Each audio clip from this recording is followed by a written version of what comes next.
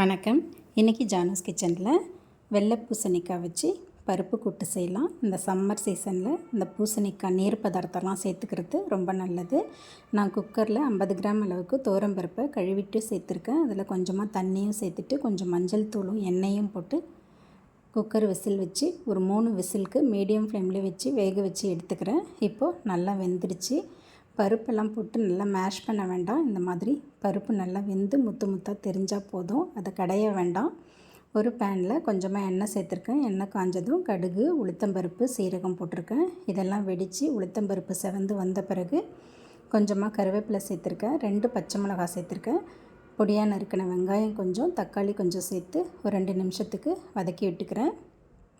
இந்த மாதிரி வதக்கினதுக்கப்புறம் இதில் வெள்ளை பூசணிக்காவை இந்த மாதிரி க்யூப்ஸ் ஷேப்பில் கட் பண்ணி வச்சுருந்தேன். அதையும் சேர்த்து 200 கிராம் அளவு இருக்கும் வெள்ளை பூசணிக்காய்.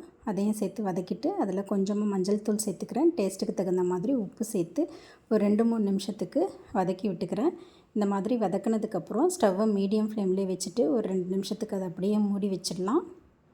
2 நிமிஷம் கழித்து ஓப்பன் பண்ணிவிட்டு ஒரு வாட்டி கலந்து கொடுத்துட்டு இதில் காரம் சேர்த்துக்கலாம். நான் காரத்துக்காக சாம்பார் பொடி 1 ஸ்பூன் அளவுக்கு சேர்த்துருக்கேன். சேர்த்துட்டு நல்லா கலந்து விட்டுறேன். இந்த மாதிரி கலந்து விட்டுட்டு இந்த பூசணிக்காய் வேகிறதுக்கு கொஞ்சமாக தண்ணி சேர்த்துக்கிறேன். தண்ணி நிறைய சேர்க்க வேணாம், பூசணிக்காயிலேருந்து தண்ணி விடும்.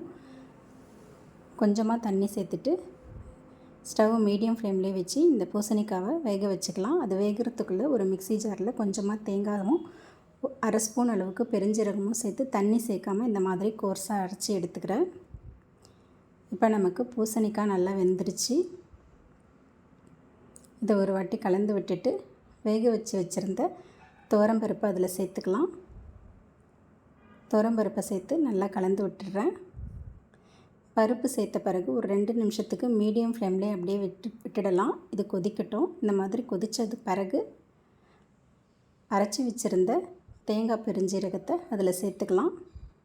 தேங்காய் சேர்த்த பிறகு நல்லா கலந்து விட்டுட்டு மறுபடியும் ஒரு 2 நிமிஷத்துக்கு மீடியம் ஃப்ளேம்லேயே அதை கொதிக்க விட்டுடலாம்.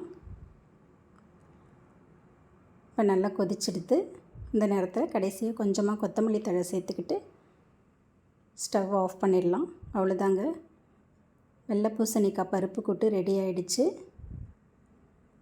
இந்த வெயில் நாளுக்கு இந்த மாதிரி நீர் பதார்த்தம்லாம் அடிக்கடி சேர்த்துக்கலாம். இது சாதத்துக்கும் நல்லாயிருக்கும். இட்லி, தோசை, சப்பாத்தி எல்லாத்துக்குமே ரொம்ப டேஸ்ட்டாக இருக்கும். தேங்க்ஸ் ஃபார் வாட்சிங்.